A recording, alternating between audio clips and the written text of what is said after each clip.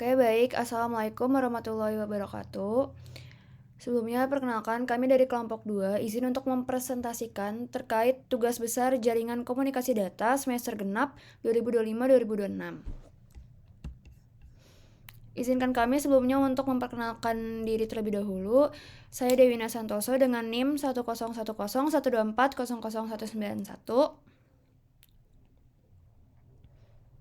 Saya Ahmad Sabil Dami dengan NIM 1010124003409. Saya Saya dengan Fathul Muhammad Hadi Farhan Nugraha Sofiansyah dengan dengan NIM sabar, sabar, sabar.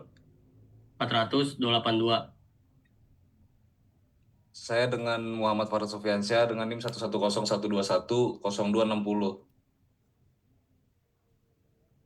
Saya Muhammad Ariel dengan NIM 1010 123000079.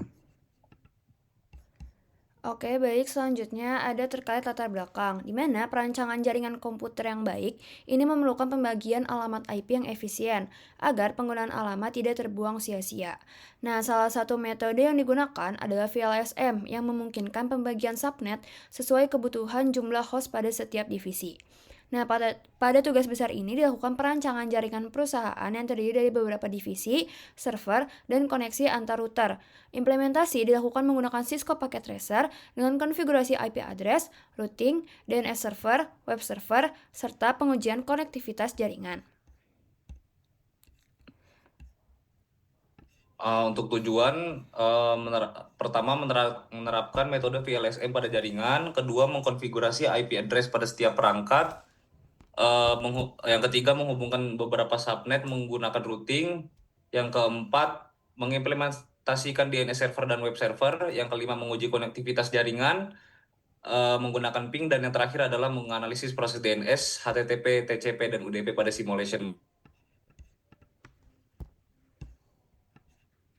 Topologi jaringan terdiri atas 4 divisi, yaitu divisi A, divisi B, divisi C, dan divisi D, yang terhubung melalui beberapa router. Selain itu, terdapat subnet server yang digunakan untuk layanan DNS dan web server. Komunikasi antar subnet dilakukan melalui proses routing sehingga seluruh host dapat saling berkomunikasi. Oke, baik. Selanjutnya, di sini ada terkait tabel VLSM, di mana tabel VLSM ini menggunakan teknik membagi satu jaringan menjadi beberapa subnet dengan ukuran yang berbeda sesuai dengan kebutuhan si jumlah hostnya. Nah, langkah pertama adalah mengurutkan kebutuhan host dari yang terbesar hingga terkecil. Setelah itu, ditentukan prefix subnet menggunakan rumus 2 pangkat N dikurangi 2 lebih besar sama dengan jumlah host. Contohnya gimana? Misal kita punya hostnya itu 60, berarti 2 pangkat berapa yang hasilnya lebih besar daripada 60, yaitu adalah 2 pangkat 6, yaitu 64. Nah, 64-nya itu nanti dikurangi 2, itu kan hasilnya 62. Itu prefiksnya lebih besar daripada jumlah hostnya kan. Nah, maka dari itu prefiks yang cukup. Nah, selanjutnya dihitung ukuran blok berdasarkan subnet mask untuk menentukan si network address-nya, kemudian usable IP range-nya, dan juga broadcast address. Dengan metode VLSM ini, penggunaan alamat IP menjadi lebih efisien, karena setiap subnet hanya mendapatkan jumlah alamat yang sesuai dengan si kebutuhannya. Oke, lanjut. Nah, sekarang untuk hasil pengujian, ini ada topologi jaringan yang dibuat di Cisco Packet Tracer-nya. Tujuannya ini memastikan bahwa seluruh konfigurasi, mulai dari pembagian IP menggunakan metode VLSM, proses routing, hingga layanan jaringan seperti DNS dan web server sudah berjalan dengan baik. Slide selanjutnya. Nah, ini hasil pengujiannya. Ini pengujian dari ngeping dari PC 0 ke PC 1.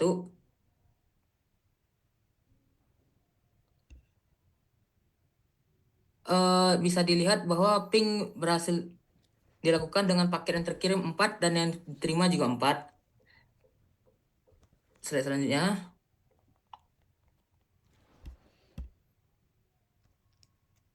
Hasil dari ping PC 1 ke PC 0 di sebelah kiri, dan ini ngeping PC 2 ke divisi C dan diri sendiri. Hasilnya seperti itu. Sebelumnya boleh bantu dijelaskan juga oleh Fadlan terkait ini. Nah, pada saat ngeping PC 1 ke PC 0 kan harus dimasukin dari VLSM yang sudah kita hitung, dan pingnya itu terdapat pada IP address-nya yaitu 10.2.0.161. Nah, setelah melakukan ping PC1 dan ke PC 0, pingan tersebut sudah mereply byte-nya itu sebesar 32 bits of data, dan mereply bitnya itu sebesar TTL-nya 225. Nah, paket yang terkirim itu ada 4, dan receiver-nya ada 4, dan loss-nya itu 0%. Pada saat ngeping PC2 di PC C dan diri sendiri itu eh, IP yang sudah kita dapat dari VLSM itu sebesar 10.2.0.130. Nah, 2 itu dari mana? 2 itu dari urutan kelompok kami. Nah, ping yang sudah kita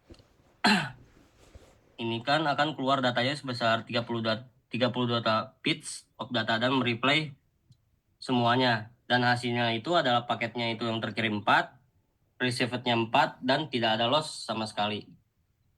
Setelah itu ke slide selanjutnya. Nah, ini sama halnya juga seperti yang tadi sudah aku jelasin, sama-sama ngeping dari PC3 ke PC-D, cuma IP-nya saja yang berbeda di IP akhirnya. Pada IP akhirnya itu terdapat 131, dan setelah itu sama-sama paketnya terkirim 4, receiver-nya 4, dan tidak ada loss sama sekali. Setelah itu ada ngeping gateway pada divisi A. Nah, divisi A itu pada PC 0. Untuk ngeping gateway sendiri, pingnya itu dikeluarkan IP address-nya berupa 10.2.0.161 dan mereplay datanya sebesar 4 kali, dan paketnya 4, receiver-nya 4, dan tidak ada loss sama sekali.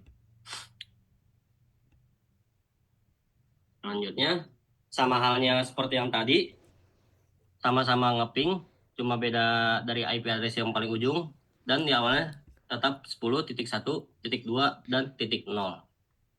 Mulai ke slide selanjutnya.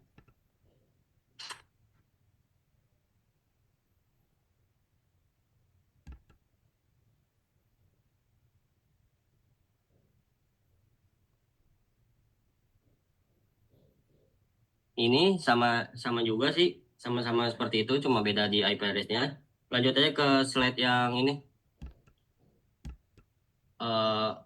Terus.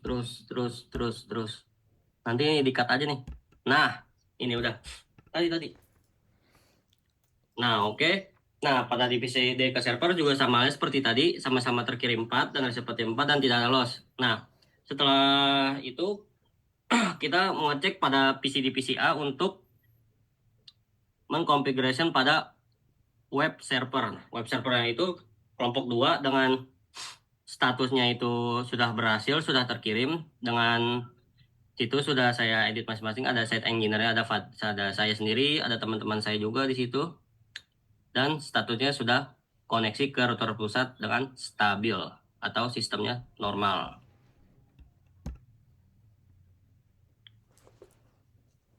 Nah, ini juga untuk routing pada router gedung 1. Router gedung 1 itu sudah saya codingkan pada terminal, dan hasilnya itu connect ke router gedung 1. Hasilnya berhasil lah. Nah, setelah itu ada router gedung 2. Router gedung 2 juga sama halnya seperti itu, dan sama-sama stabil dan sama-sama terkoneksi. Oke, selanjutnya. Nah, yang beda sendiri ada di MAC address nih, MAC address gedung 1 pada switch 0. MAC address sendiri ini untuk mendeteksi untuk routernya itu pakai dinamis atau tipe yang statis. Nah, pada MAC address ini terdapat tipenya itu dinamik untuk port GIG 0/1.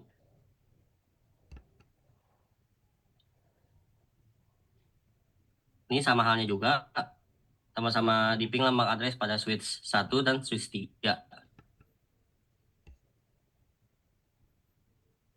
Oke.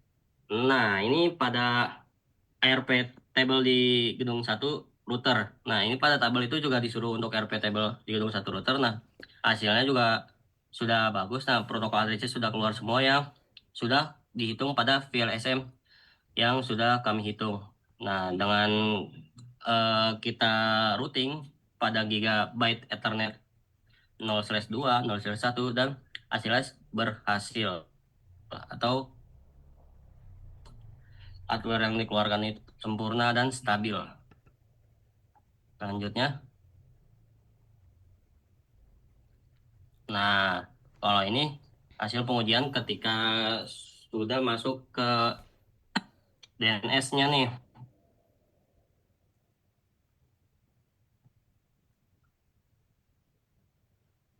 Nah, pada di DNS secara otomatis dari via DNS dan HTTP. Oke, selanjutnya. Selanjutnya. Ini sama halnya juga. Setelah IP dikonfigurasi secara statis maupun otomatis melalui via DCI-HP, kami melakukan uji konektivitas. Ping antar divisi dan ke server. Berhasil dilakukan berkat routing dinamis RAP. Selain itu, layanan webnya dan DNS berjalan sempurna ketika PC klien mengakses domain kelompok 2.com. DNS main tersebut ke IP 10.2.0.178 menampilkan portal slide selanjutnya. Oke, ini boleh dilanjutkan oleh Sabil. Oke. Kesimpulannya adalah berdasarkan hasil implementasi dan pengujian yang telah dilakukan, dapat disimpulkan bahwa perancangan jaringan komputer berhasil dirancang menggunakan metode VLSM, sehingga pembagian alamat IP menjadi lebih efisien. Seluruh subnet dapat saling berkomunikasi melalui proses routing, sedangkan layanan DNS dan web server dapat diakses dengan baik. Melalui simulation mode, kami juga dapat mengamati proses kerja berbagai protokol jaringan seperti ARP, DNS, HTTP, TCP, dan DHCP. Hasil pengujian menggunakan ping serta simulation mode bahwa setiap protokol menjalankan fungsinya dengan benar dalam mendukung komunikasi data di dalam jaringan. Dengan demikian, tujuan dari tugas besar ini telah tercapai, yaitu merancang, mengimplementasikan, dan menguji sebuah jaringan komputer yang efisien, terstruktur, serta mampu mendukung komunikasi antar perangkat dan layanan jaringan secara optimal. Demikian presentasi dari kelompok kami mengenai implementasi jaringan menggunakan metode VLSM. Mohon maaf kalau ada salah dan mohon maaf kalau ada tutur kata kami yang salah dan juga menyinggung. Terima kasih. Assalamualaikum warahmatullahi wabarakatuh. Waalaikumsalam warahmatullahi wabarakatuh.